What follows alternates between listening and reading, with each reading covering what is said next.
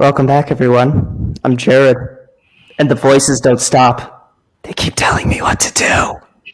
Anyway, we got Kane, Abood, and Amir, and a very philosophical question of whether or not Adar is our first repeat guest, as the first time we tried to record with him, we had an unmitigated technical disaster. So mostly me. I don't know. Yeah. I'm not sure if it was mostly you. I think it was just, I don't know, the gods looked down upon us and they thought, you know what? These men are too dangerous to have them all talking to each other. Let's we can't allow this. Zeus himself stopped us. That's the story. The gods be in our favor today. Exactly. The internet gods. Yes. Pray to Zuck. The almighty Zuck. Hopefully it's going to be flowing well today.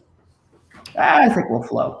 Anyway, speaking of flowing, Adar, considering we've already been over this, at least our first attempt, just explain people about your channel, formerly known as The Great Debate, but now known as Sulha. Sure. Explain how you got it. In Hebrew, Sulha. In Arabic, Sulha. Still working on my Arabic accent, but one day at a time. It means to reconcile in Arabic. And we found that to be a fitting name because the goal of our channel is essentially to aid in the reconciliation process between people in conflict. That's what we're all about. It did start as The Great Debate because the only show we had on the channel was The Great Debate, which was a weekly live stream where two people would come on for a vibrant discussion. We call it a debate, but our goal is not for people to fight. It's for people to work to find common ground. I decided to name it a debate because I knew that if I were to call it a discussion, less people would tune in. So we call it a debate, but at the beginning, I make sure to frame it. Our goal is to find common ground, not to fight. But as the project grew, we started creating new forms of content. A lot of these forms of content were not even created by me. They were community members coming up with them. We are a community-run project. So we found it fitting to come up with a new name that was broader and more encompassing of everything we do. And after months of deliberation, we finally went with Sulha. Okay. It works. Yeah, It works does. very nicely. Which means, what does it mean in English exactly? Well, you Because I just know what said- it means in Arabic, but like the literal word is, the literal translation is getting along in Arabic. That's literally what it means.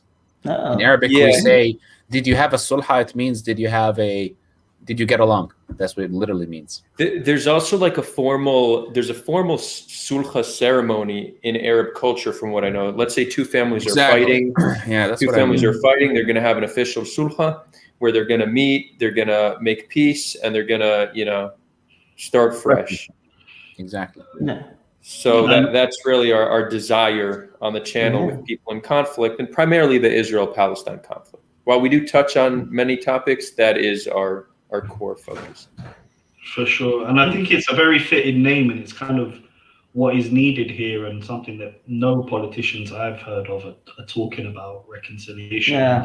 And maybe there's a few, in the back stages of the politics, but I don't hear anyone mainstream talking about reconciliation. Yeah. At the very least, no front runners. No front runners, yeah, exactly. And I was just wondering, Adar, from doing your channel, what have you learned on the way yourself about reconciliation and getting along and Sulha? Because I'm sure it must have been, one hell of a ride the last year. Yeah, so that's a great question. I think one of my biggest takeaways is understanding how to approach certain conversations depending on who you're speaking to. And I'll just give one clear example of perhaps maybe a cultural difference and just tension in dialogue that I noticed between Israelis and Palestinians. Mm-hmm. Palestinians will do their best to describe the reality that they're experiencing. And they'll often use words like apartheid, colonialism, occupation. While some of these words are more accurate than others, like I'd say occupation is a pretty accurate term, but colonialism and apartheid can really be claim that that's not the right use of terminology. Mhm. Now, this very much triggers Jews and Israelis, and they start arguing on the semantic of why it's not technically an apartheid or why it's not technically colonialism. Yeah.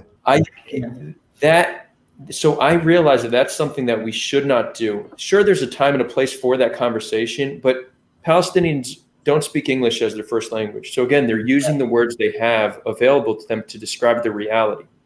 The last thing they're looking for is a semantic argument on why technically it's not that and we should call it something else, because how they're experiencing these things is awfully similar, right? So when they see a system of inequality, they see that they're not equal to Israelis in the West Bank, for example. And it's an important distinction, because often when people call Israel an apartheid, you'll hear the defense say, "Oh, Israelis have full equal Israeli Arabs have full equal rights in Israel." But that's not what people are generally talking about. They're talking about the situation with the Palestinians. They're describing that as apartheid. So talking about Israeli Arabs to me is just like a deflection. It's not what the conversation's about. So Palestinians are just trying to describe that we are unequal, right? There's certain roads we can't drive on. We have different laws. We have curfews. This seems like apartheid. The last thing they want is like a semantic argument. Well, technically, because you're not citizens, this. That doesn't help us in reconciliation. They're sharing their grievances. We need to hear them. We need to understand, not get too triggered by the word, but just understand where it's coming from. Now, in defense to why many Israelis get triggered by it and many Jews around the world get triggered by it, it's because of how rampant demonization of Israel is, right? Israel's accused of the worst things, genocide, right? We're compared to Nazis. So we're definitely sensitive to these, call them over exaggerations. But that's why it's important to understand there's a time and a place for every conversation. And if a Palestinian sharing their grievances, don't get into a semantic argument with them. If it's some European who happens to be pro-Palestine and he or she is accusing Israel of genocide or apartheid, it's perfectly fine in that situation to get into a semantic argument. So that's something I realized the past year. No, I definitely feel you on that one, Adar. I think a lot of the conversations just get bogged down in this. You said this, I said this, and let's argue about this and this, instead of focusing on actual things that you can do on the ground to change realities. And one of the things that I think was spoken about after one of your episodes in the Discord was, possibly petitioning politicians over here to not penalize Palestinians that may have a family member connected to something or other with regards to security, and that hinders their whole life. And I think that is something that would have a huge effect, because it would make the Palestinians feel like they're not being collectively punished all the time. I really do think that if we dealt with individual cases and we weren't, doing this type of collective punishment outcome, I think things will get a lot better, a lot quicker. I'm just wondering, from your angle and from your point of view, what do you see as the main stumbling block in getting Israelis and Palestinians to a negotiating table and sorting things out? Because obviously, people get along here. Small communities all over Israel and the West Bank. There are pockets of coexistence, and there are people living together. What do you think is stopping them? How do you give them hope, and how do you get people to a negotiating table? Yeah, so I'll answer this two separate ways, because I think there's two questions here. One, if you're looking at how do we get our politicians to get more invested in the peace process, and the others, how do we get everyday individuals involved in that process? When it comes to politicians, I mean, I see that as a pretty tricky one, because politicians generally do what they need to do to get elected, right? They speak the language they need to speak to get votes. So it almost seems like if we could get the people to demand it, or another way is enough international pressure to demand it, then that's how you get politicians to change their tune and start prioritizing the peace process, which currently is by no means a priority in Israeli politics. Yeah. So, and this is another thing I understood in the past year, that there's different forms of activism, right? Some might want to work to get the international community to pressure Israel to do more, right? And often it seems like a lot of anti-Israel activism, the language they use is tailored for the international community. It's not tailored to convince Israelis. Oh yeah. Right. And it's interesting. Like they'll say things that if any Israeli were to hear, they would be triggered and they would not be open to hearing or even having a conversation with some of the more extreme rhetoric that is heard. Yeah. I mean, that's one of my biggest complaints about it, like about international involvement in this whole process, is that like it muddies the water. It becomes less about getting Israelis and Palestinians to the table, and more convincing Europeans, right, like what they already thought about Jews. Yeah. Right. So I agree with that. I don't tell people what type of activism they should engage in, but I do make a suggestion. My personal opinion is the international community is not what's going to solve this conflict. No. And trying to convince the international community that Israel is a horrible country also will not. Because if we look at other nations who are committing far worse atrocities, the international community doesn't do anything. What we have right now in China, what happened in Syria, what's going on in Yemen. There's been genocides in Africa that the international community did nothing about, and even the Holocaust. We weren't saved in the Holocaust because American politicians said, let's go save the Jews. It was part of a greater geopolitical context that got them to join World War II. So if the international community does not have, and these are instances that are far worse, or I'm not trying to minimize human rights issues going on in the territories, but these are far worse human rights abuses that the international community does nothing about. So if your strategy is to try to get them to do something, I personally think it's a waste of energy and a waste of time. And furthermore, a lot of this rhetoric just inflames Israelis. It makes them more fearful.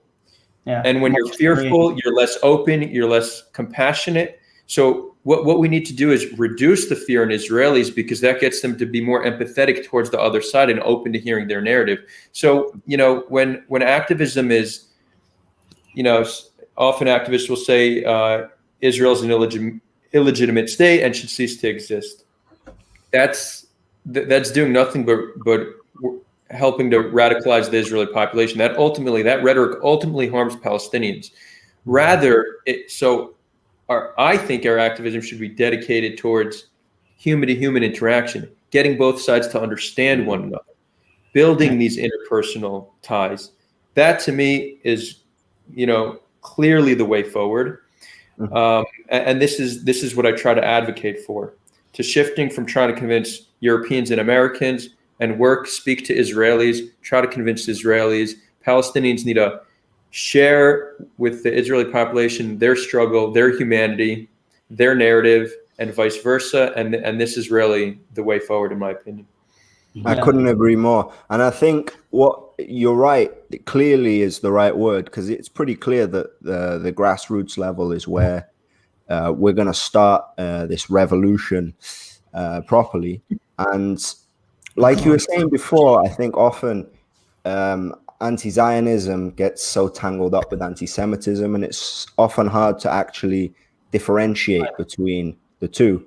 It's hard to identify when someone's genuinely got real criticism of Israel versus when they just have been raised to hate Jews and they don't like the Jews and they'll take any opportunity to complain about them. And you're talking about bringing the Israelis to the table. So I think that a major problem is not even, there's obviously fear, but in the center, in Tel Aviv, it's closer to indifference, I feel.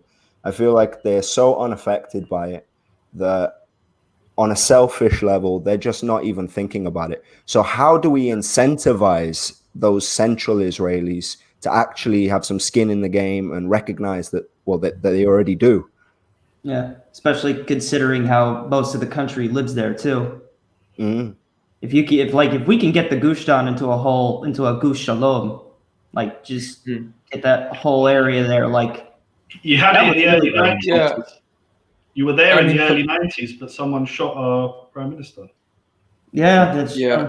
I mean, the right is kind of scaring me these days. Although I have noticed a significant force amongst even the right wing movement here in Israel against like this kind of extremism. They're still tough on security issues, but they're pushing back against the more extreme stuff that seems to be seeping in under the Netanyahu administration. Yeah, I mean, this most recent government is a pretty interesting one. Yeah. You have some Kahanists in there, some Islamists in there. Yeah. I mean, you're talking about the Ram, right? The United Arab List. Yeah. I'm not even sure if they're really Islamist. No, not the United Arab List. Ram separated from the United Arab List. No, that's the joint list you're talking about. The United Arab List is Ram. My bad. That's United Arab List. Yeah, I wasn't familiar with the English translations of those lists. Oh yeah, but I'm also not sure if they're even Islamist. They're more just conservative Arabs. That's more of what it is. And I mean, that concerning the Arabs in Israel or not, or is it? Yeah, they're mainly the United Arab List is seen as like the Bedouin party, like they represent Israel's Bedouin population. That's what they're mainly seen as. So like I just want to go over the history of it because like the United Arab List is actually pretty interesting. So there's part of a larger movement called the Islamic movement in Israel, right? And there's two branches here. There's a northern branch and a southern branch. The southern branch, yeah, exactly. And the southern branch controls the party right now, and they're moderates.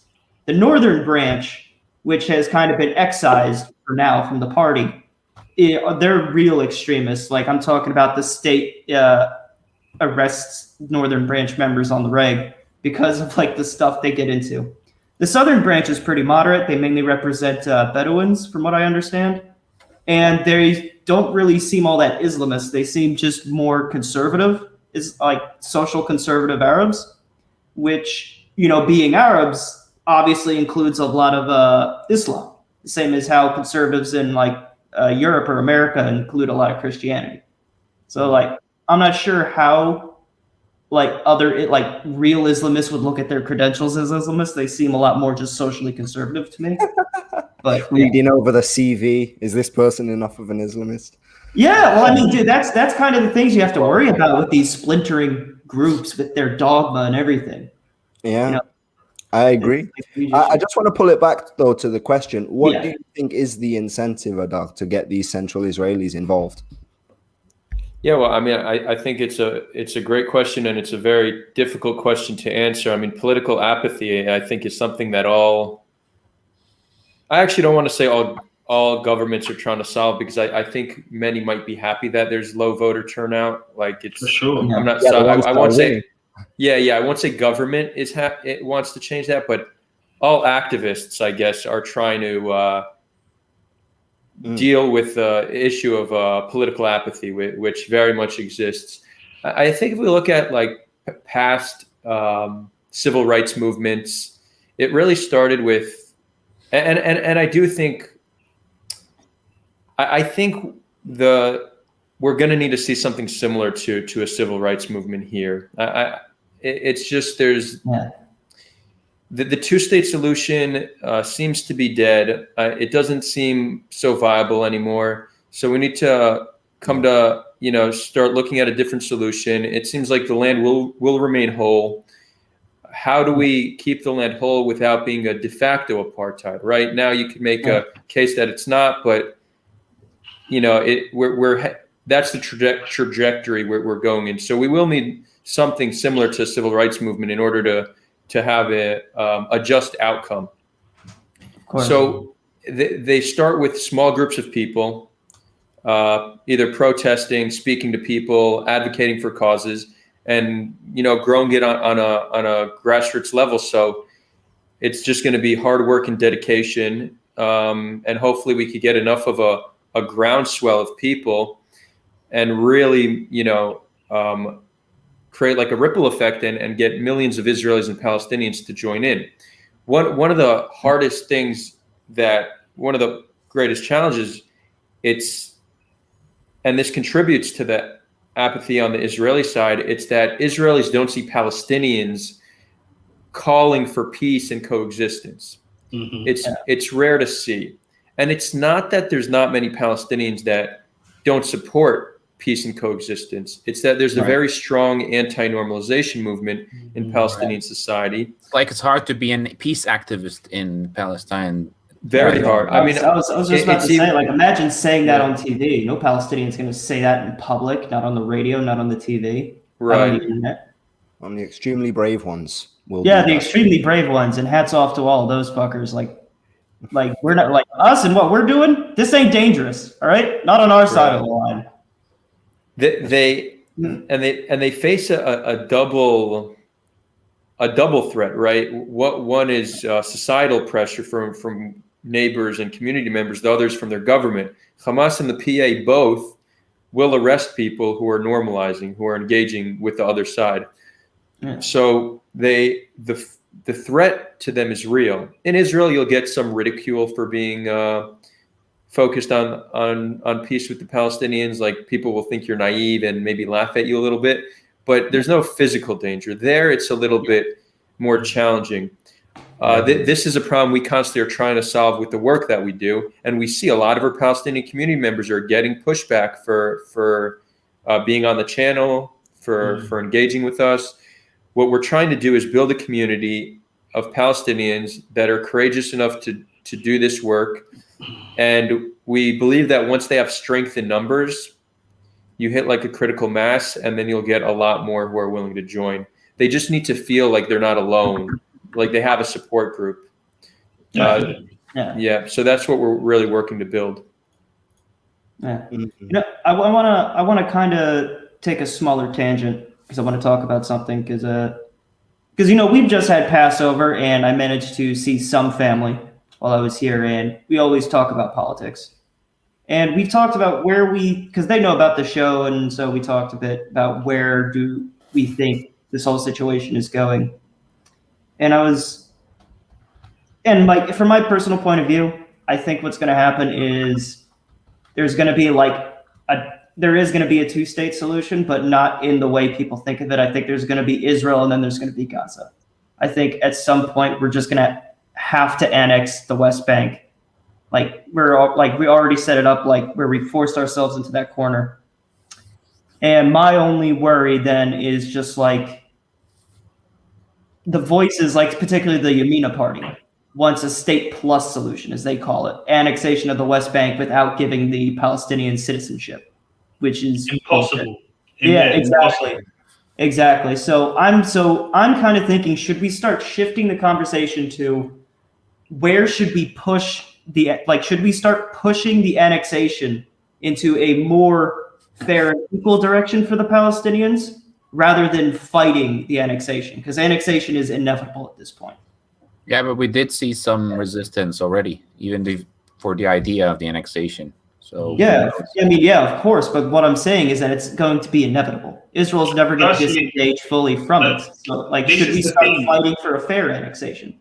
This is the thing, Jared, though. I don't think we should push for any type of annexation or anything like that. I think a solution has to be made by Israelis and Palestinians together at a negotiating table, not... Oh, he froze on my end. Does anybody else have that? Not by any one way. He's back. Not by any... We tried unilateral moves. We tried unilateral moves in Gaza. We withdrew from Gaza thinking that would be a stepping stone for peace, and we got 3 wars in return. And yeah, but I lots mean, like, of but like the stepping stone in Gaza was us completely washing our hands of the situation. That's where the issue was with Gaza. What I'm saying, like annexation of the West Bank, that's not us washing our hands. That's us going all in. Yeah, but I would say then annexing is the wrong word. You should you'd want to do something. Is it with incorporate? Yeah, with cooperation with the Palestinians. Like, you know, we had Rafi on the show and we had the Federation plan, which I think is fantastic just to think outside the box and look at other other ideas. And I just think really we should probably come up with maybe 2 or 3 viable solutions, whether that be 1 state, 2 state, whatever. And you can maybe not a referendum, or maybe a referendum, I don't know, but just get people to say, okay, we want A, B, or C, and this is what we're going to do. This is the most viable. This is the most good for business, good for economy, good for peace, good for the whole of the Holy Land, if you like. And we go with that one, and we do it. Makes me think. It makes me think. I don't think Palestinians see the difference between annexation and occupation. It's like, is there a difference between, like, technically there is, but for them, I think it's the same. They see it as the same. Yeah. I mean, you can kind of see that in like the political slogans they use. Like, this was something that I learned in Nablus when I was walking around with Corey. He was giving me the rundown of like how people there speak. He's just like, a lot of the time when they say occupation, they're not talking about just the West Bank. That's what Westerners think. They're talking about the whole thing. Right. Palestine, Iowa. They talk about the occupation has been going on since 1948. So I mean, it's like for them, occupation. Like when you talk like that, like since 1948 there's been an occupation, and occupation is just Israel's existence. Then of course, like there's not going to be a difference between annexation and occupation because they've already been saying it's the same. Like a result, it's like a byproduct of occupation, annexation. One of our community members here made it pretty clear. You know, if you look at polling, you'll see around less than 50% of Palestinians support the 2-state solution. But what Zahir claims is of the 30, 40, somewhat percent of Palestinians who do support it, they just view that as an incremental progress. Let's start with 1 state and then let's work to get the rest. Now, when Israelis hear this, this is what gets many Israelis to think that there's no partner for peace. This is what fuels not only radicalization but also apathy. This rhetoric. I think Palestinians need to make it clear that they want access to the entire land. They want access to land that their families lived on for many generations before 48.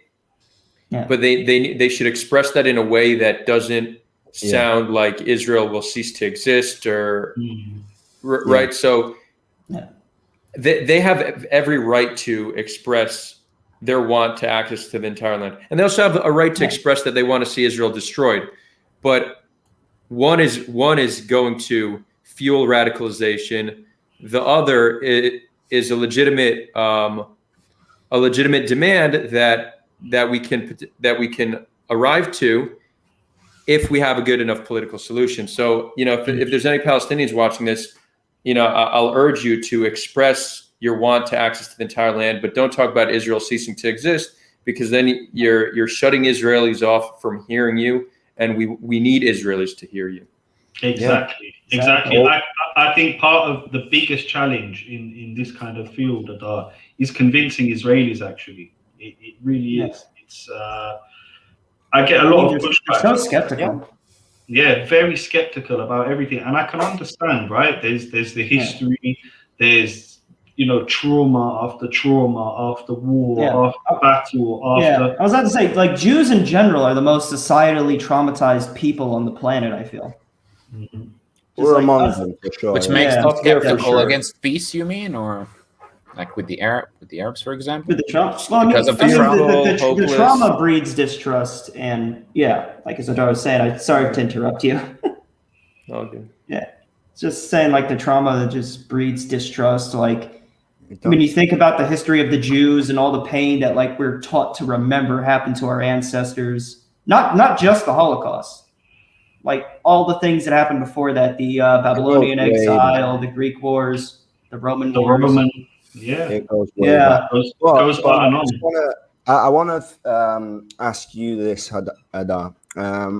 When you look at the two-state solution versus the federation plan, or any other idea, what do you think logistically makes the most sense? Because, like you say, there are certain solutions that may not be the be-all and end-all, but they can incrementally push us down that path closer to the solution.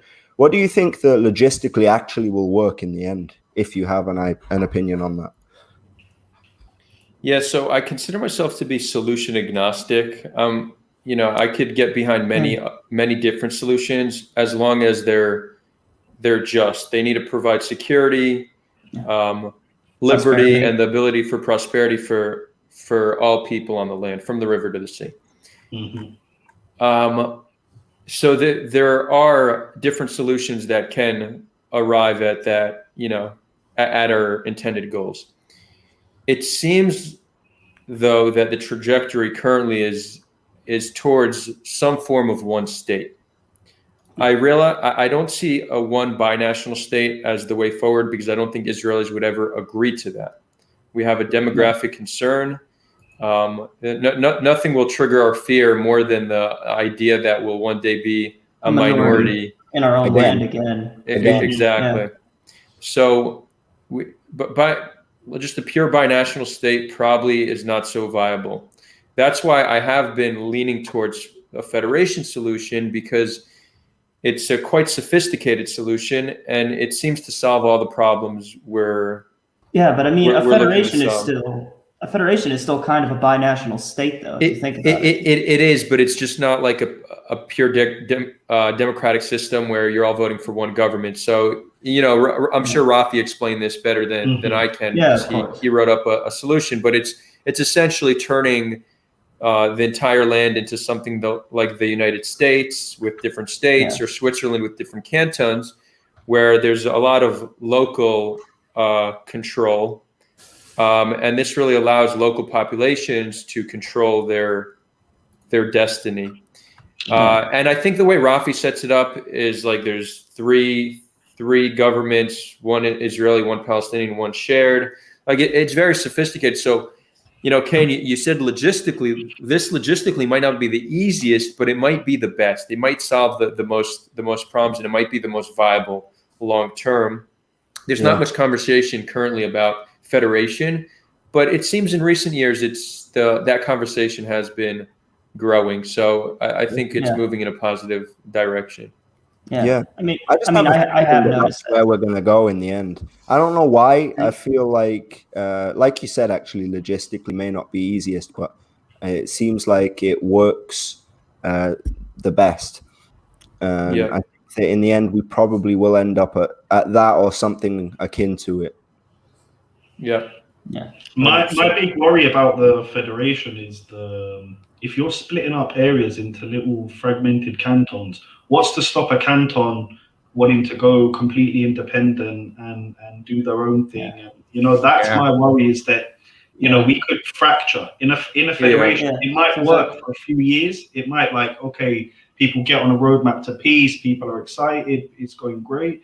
And then, something terrible like the Battle of Goldstein, or a terrorist attack, or not even that, like a simple, ethnically divided deadlock in the legislature could also facilitate different states, with their certain majorities splitting off. It could lead to Israel becoming Yugoslavia, or even worse, Belgium. Yeah. What about education? Did Rafi talk about that? I mean, the education system is super important. I mean, I think that would probably be Palestinians think right now is because of what they teach them in school and universities, really. So, did Rafi talk about that in the federation plan? I'm not sure. I haven't read the full proposal, but I imagine it would probably be similar to how it works now in Israel, where you have, I guess, there would be 3 different education systems: one secular Jewish, one religious Jewish, and one Arab. So there's 3 different education systems, and people are kind of free to, and I guess maybe there might be some mixed as well.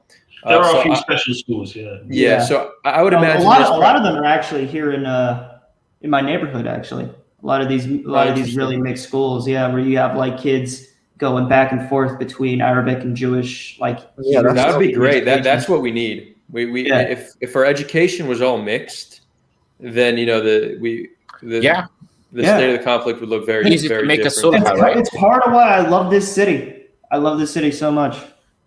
Yeah, it's one of the few nice example. Akko as well. Akko serves. Akko's also good. Coexistence. But like that actually brings up another point, which is that a major opponent to any sort of peace tend to be the religious community or the ultra religious communities. Yeah, the religious Zionists. They're tied to the religious claim to the land, and often, though many of them are fairly, progressive about it, often they hate the idea of us sharing any land with the Palestinians, and because they are a major voting base for our prime minister that we've had for the last 20 years, I think that's served to 10 years.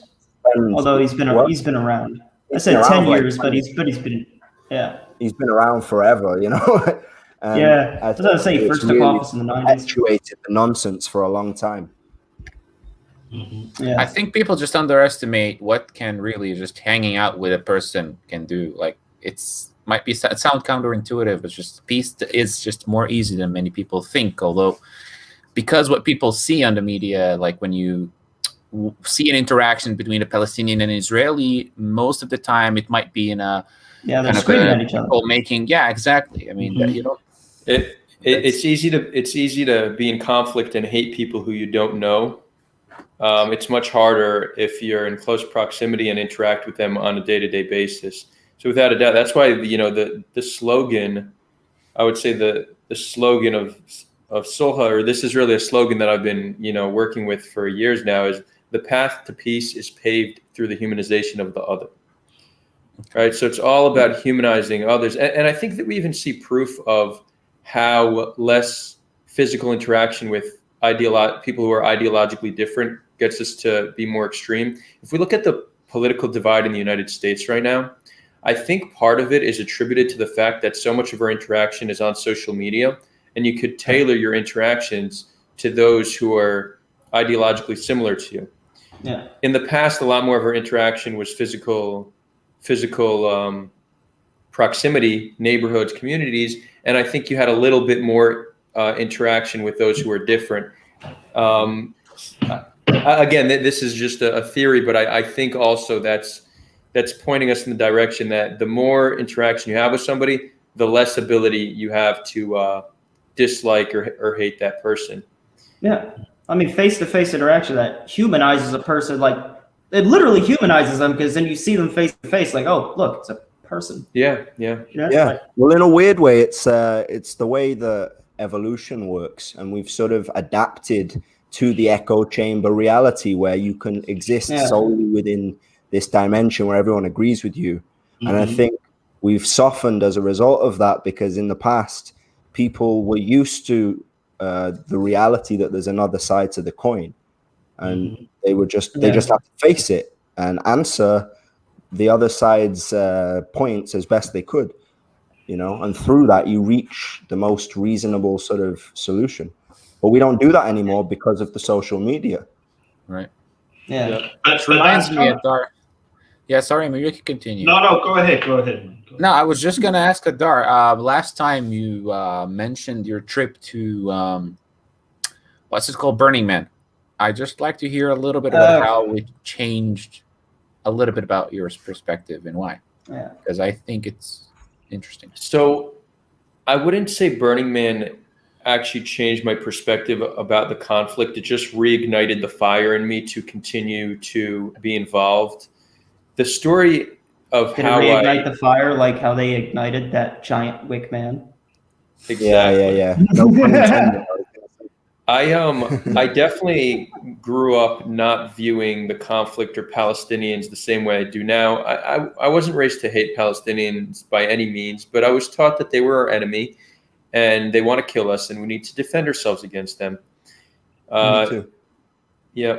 and this is quite common. Most Israelis are not taught hate, but they're taught to fear, and that we need to protect ourselves, and that's how we justify our strong military and our military presence in the West Bank. So after high school, I grew up in the United States, but I decided to make Aliyah and join the IDF after high school. This was following in the footsteps of my father and grandfather. On my dad's side, I'm considered 10th generation Israeli, so we have very deep roots on this land. Interestingly, it was my time in the IDF that I had a realization that shifted my perspective, and it was when I was guarding on base, bored out of my mind. Guard duty is one of the most boring things ever, especially depending where you're based on. Sometimes you really need to be alert and attentive, but this was the training base, so it's not in a dangerous area. And I was looking at a poster on the wall, and there was a poster of different Hamas training techniques, and there was a Hamas soldier crawling. They still have those posters up, by the way. I'm sure. That the salon that you were at? No, this was in Bach Golani. I was in Golani. Hey, Golanchik, that's where I was. So they still have those posters up on Begurim. And I remember looking at that Hamas soldier crawling through sand, and I was crawling through sand that very same day. And I remember seeing myself in that Hamas soldier, in my sworn enemy. And I started asking myself, I said, if I was born in Gaza, could that be me? Could that be a loved one?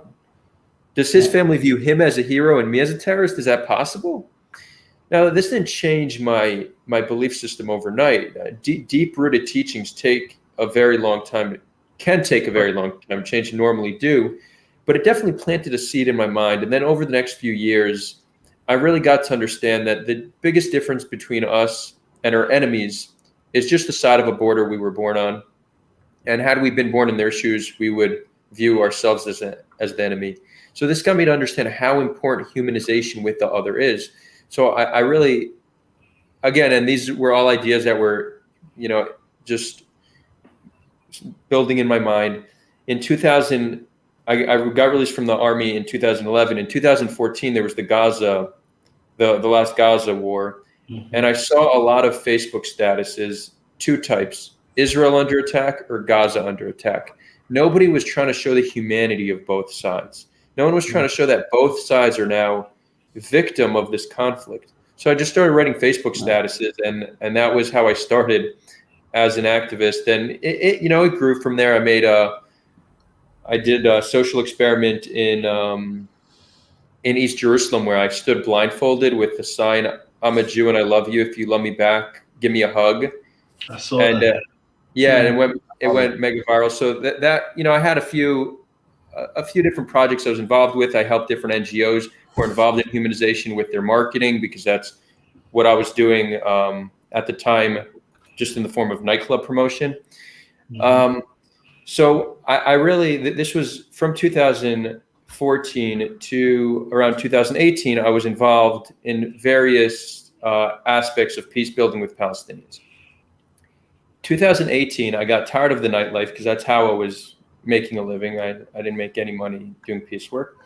I really got tired of it, so I ended up getting a job in high tech, specifically blockchain technology, which is super interesting. But I learned very quickly that my mental bandwidth is limited. It was very hard for me to do 8 hours in an office and then come back and focus on the Israel-Palestine conflict. Both blockchain and both Israel-Palestine are draining.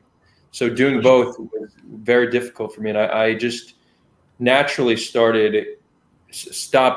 being involved in this reconciliation work. Fast forward to Burning Man 2019. This is how Burning Man comes into the picture. I was at Burning Man having a very introspective moment, you could say. And it was so clear to me that I'm missing something in my life, and that I want to get back to this peace building work. And I very much miss it. It's very much, a part of who I am. And it's something I've essentially been depraved of the past few years. So Depraved. Yeah, deprived. Yeah. There you go. When was that? You 2009? heard it here first, folks. Adar Weinreb. I am depraved. You know, I do mix and match words often. I've never, you know, if I'm to compliment myself, I think I explain things fairly well, but it's with a quite limited vocabulary. So I don't really try to work on it much because I don't want to sound like some intellectual. I want the way I explain things to be for everybody.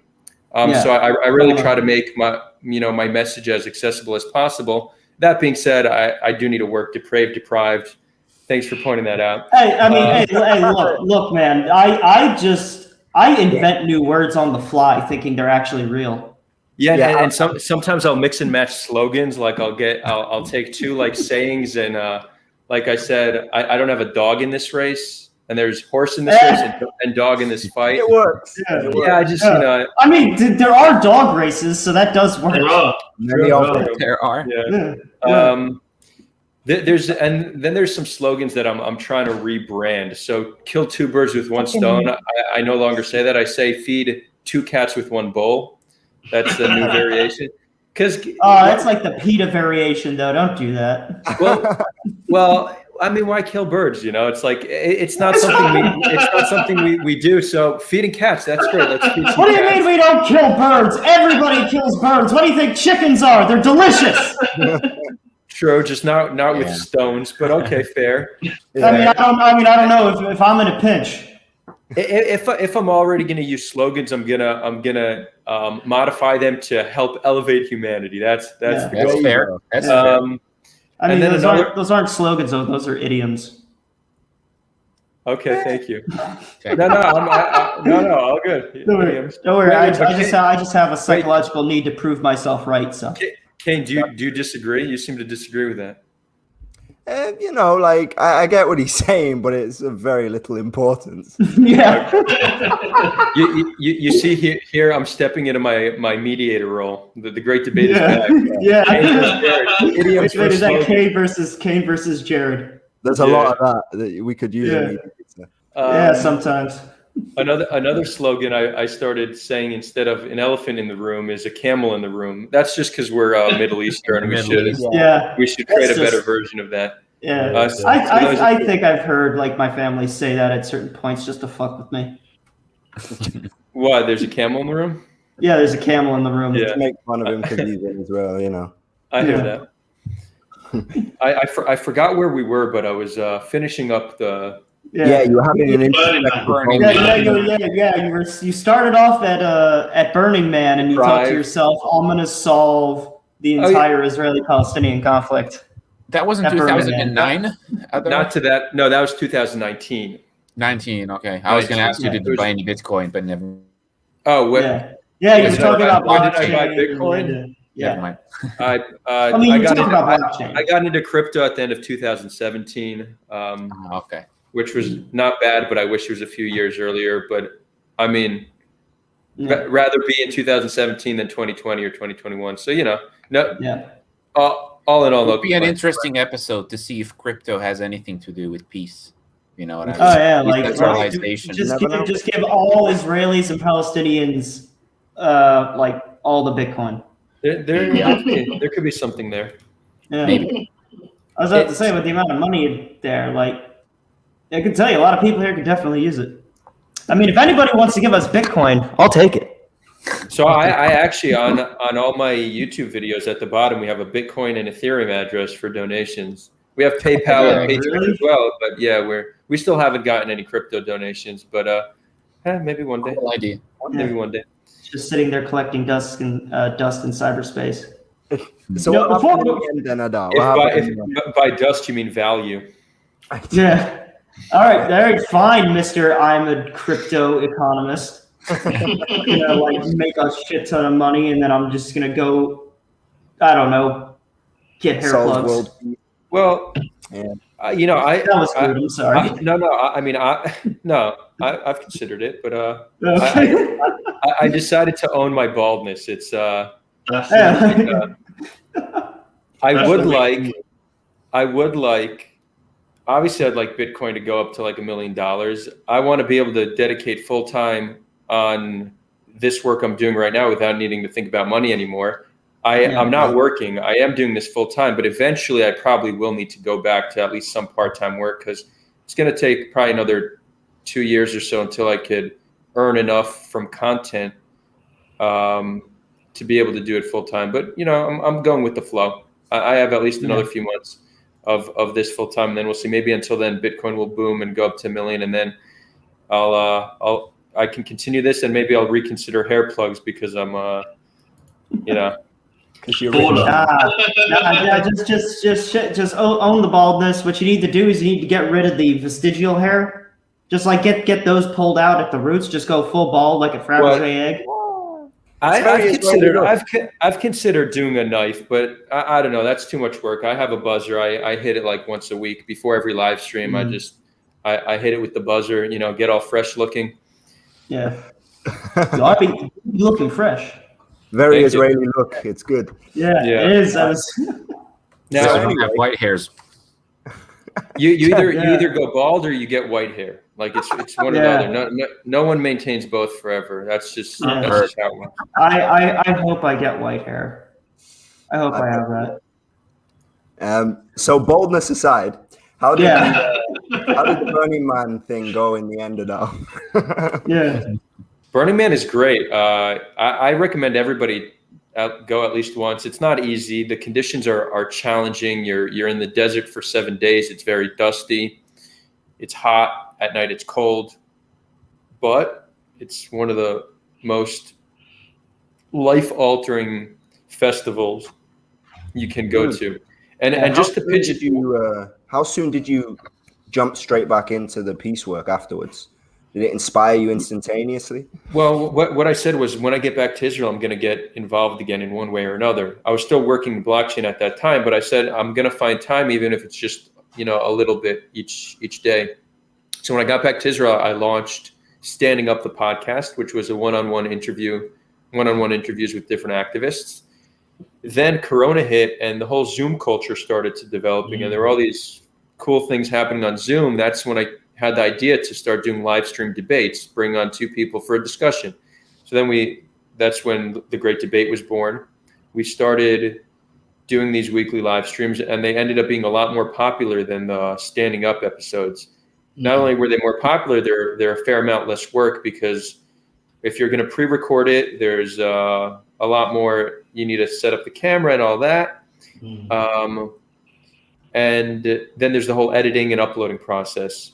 If you're going live, you just go live and it's there. So not only was it less effort, it was better returns.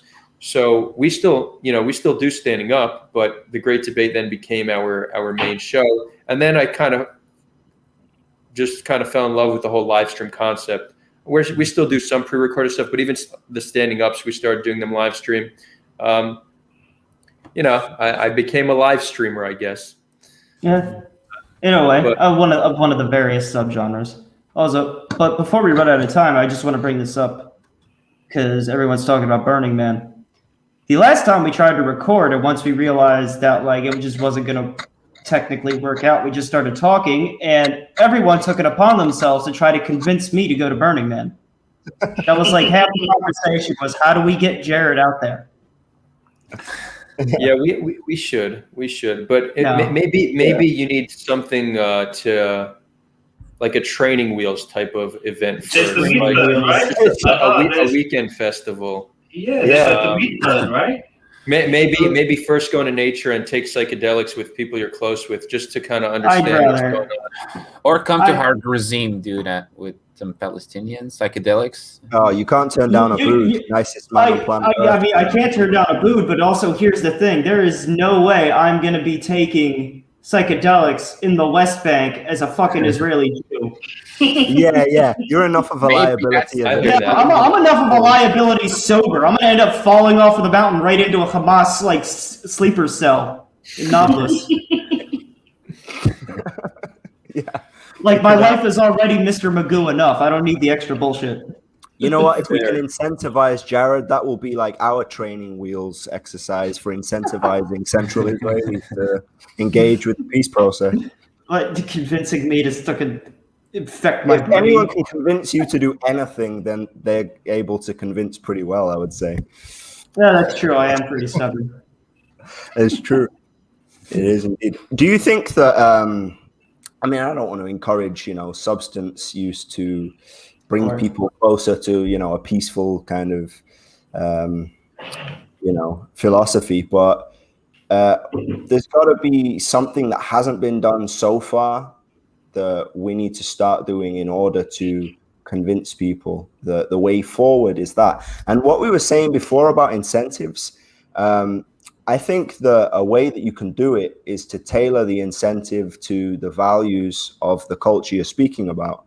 And considering we're a tiny country that has done extremely well in like 70 years economically, you could say that economics would be a good incentive. And I think that for us to band together, one of the biggest benefits is going to be the money that we can make together. Especially in tourism, as we've mentioned before. For sure. Yeah. And so credit where credit's due. I think that was something that actually the Trump peace plan really focused on, economic ties. The downside of it was that, it did give Palestinian sovereignty to a country that looked more like Swiss cheese, as Gershon Baskin put it. Yeah. But definitely that plan was onto something when it comes to economic ties. I'm big on it. And just on the topic of psychedelics, most people who have ever tried psychedelics, Jared, you could cover your ears if this makes you most people who have ever tried psychedelics feel like it has helped them positively, that it improved them as an individual positively in one way or another. Some even consider it the most profound experience they've ever had. There's an interesting study on this. We're seeing it be reintroduced into medicine to help with PTSD, different forms of trauma, depression. So I'm big into exploring how psychedelics can help us build peace with our Palestinian brothers and sisters. I have a friend, her name is Natalie Ginsberg. She works at MAPS, which is the Multidisciplinary Association for Psychedelic Studies. They're the leading organization who do clinical research on psychedelics. So I interviewed her on Standing Up. And she shared there that not only does she work for MAPS, but she got a grant to do some trials with Israelis and Palestinians in group sessions. And she says that she got some amazing results. Amazing results. So it's been attempted, and it seems like the results have been positive. So I'm all for continuing this process. For sure. Yeah. And I think with psychedelics as well, they have many benefits. If it's not, just looking at solving conflicts. Should we push this on the show, guys? A lot of people push this. It's quite a burgeoning idea. I know your hesitations and like you have some reservations about it, Jared, but honestly, like you have to put aside, personal experiences and recognize that there are still lots of good that come out of it. I'm not denying that things can be used. I'm just saying I'm a bit worried right now that like somebody's gonna watch this and be like, oh, so if I take these mushrooms, I can bring peace to the Holy Land, and then there's just kids out there in the hills flopping around like fish out of water. This is not medical advice. Let's put that out there. This is not medical advice. And use psychedelics responsibly. It's not a party drug. You should do it in an environment where you feel safe, where you're with people you're comfortable with. And start with a small dose. If you decide that it's right for you, start with a small dose and then work your way up.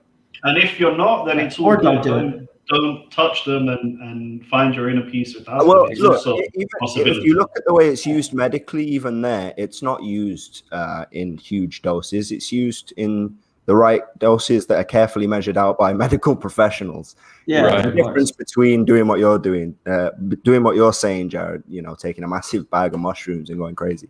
That's not what anyone's saying, of course. That's probably ruined their reputation, I guess. People using them unsensibly. Yeah. There's the concept of a heroic dose. Are you all familiar with the heroic dose? Yeah. So, Jared, just to maybe inspire you to try this one day. Okay. It's a heroic dose is when you take, I think Terence McKenna, who is like a leading You can call him a philosopher, thought leader in psychedelics. He coined heroic dose, and it's when you take 5 grams of mushrooms, and the recommended dose is between 2 to 3, so it's taking probably twice as much, and then being in pitch black, pitch dark room all by yourself, and just letting your mind go to where it needs to go. I haven't done that yet, but you might make it to Pluto. It's somewhere in my future. I heard about the golden dose. 9. I heard about the golden dose, 9 grams. Golden's just the color of the coffin. Them Samaritans, they're like, nah, 5, no way. We'll do it by the amount of commandments we have. Like, it's like, measure it by the kilogram. That's how much I want. Put some tahini on it. Yes, the fucking tahini. Every episode, I swear to God. Gotta do the advertisement, Jared. Yeah, you gotta get it in there. Get it in. You already mentioned it. Bring it up. Tell them about the factory. Put the fucking number up to call the factory direct. We do not recommend you to use psychedelics. However, tahini has been proven to improve health. Thank you. Yeah, tahini will cure your cancer. Abood Cohen, 2021. Abood, you just did a very nice formal like voice. Whatever you just did there, got potential. Yeah. Thank you. Yeah, you're really good at doing that when you get right into the mic. I'm actually thinking about making a documentary using this really cool mic, just how do you go with voiceover documentary? I'm working on it. So I think we got sidetracked to all hell. I just want to point that out. Well, to be fair, we're out of time, but it is worth mentioning. Maybe we should do a documentary at some point, talking about the activities we engage in and the process trying to get people together. As long as I get my blooper reel, I'm good. I want the blooper. But anyway, guys. Jared is preparing his clap. Oh, no, it's how dare you? It is the thunder strike of righteousness. Thunder strike of righteousness, and I'm preparing to hit the intro with the thunder strike of righteousness. Yeah, exactly. But guys, unfortunately, we're out of time. Episode's over. I don't think I'll be taking anything anytime soon. Adar, great having you. Stop convincing me to go to Burning Man because all you're doing is making me dig my heels in more. Nobody tells me what to do. I'm a wild stallion, baby. But guys, I'll talk to y'all. Like, subscribe, and